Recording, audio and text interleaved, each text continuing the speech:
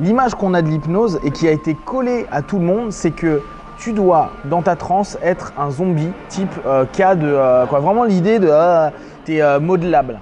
Ce n'est pas vrai.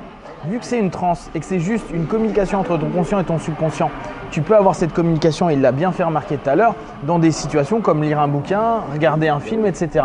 Une session de street hypnose, c'est décomposé en pré-contact, le moment où on va aller vers le groupe, le pré-talk, donc à ce moment-là, le moment où on va aller se connecter, parler, enlever les a priori, découvrir l'autre, et ça c'est essentiel. On n'est pas là pour vendre de l'hypnose, on est là pour faire découvrir une discipline et enlever les freins et les peurs.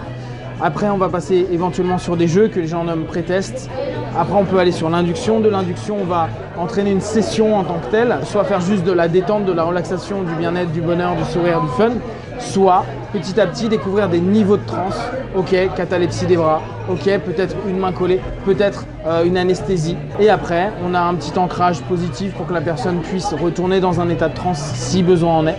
Et après, on a le retour et tout ce que moi je nomme le post-hypnotique, c'est-à-dire toute la facette qui se passe après notre séance d'hypnose où la personne est encore dans un état avancé de suggestion à ce moment-là, où on peut vraiment lui insérer des suggestions.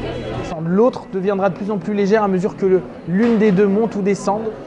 Tu vas sentir que l'autre va à l'inverse. Vous proposez une suggestion de liberté, ce qui est très très très agréable. Ce n'est pas vous qui êtes en train de vous faire triper quand vous faites de l'hypnose de rue, c'est la personne avec qui vous faites de l'hypnose qui doit vivre ça.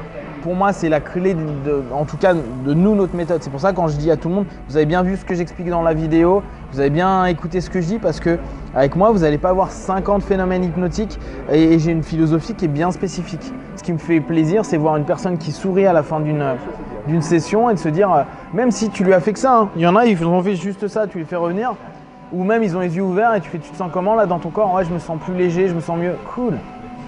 T'as pas vécu de truc de fou? Non. Et alors? C'est pas nous, la personne importante, c'est eux. J'ai passé une bonne journée hier, j'ai appris pas mal de choses. Ça me convient et ça me sert, ça va me servir et ça j'en suis sûr. Ça m'a débridé en fait aussi. C'est une connaissance de l'humain qui me permet de mieux appréhender les personnes, que ce soit en thérapie ou hors thérapie. On les a en groupe et sur un but beaucoup plus bien-être, fun, bonne humeur.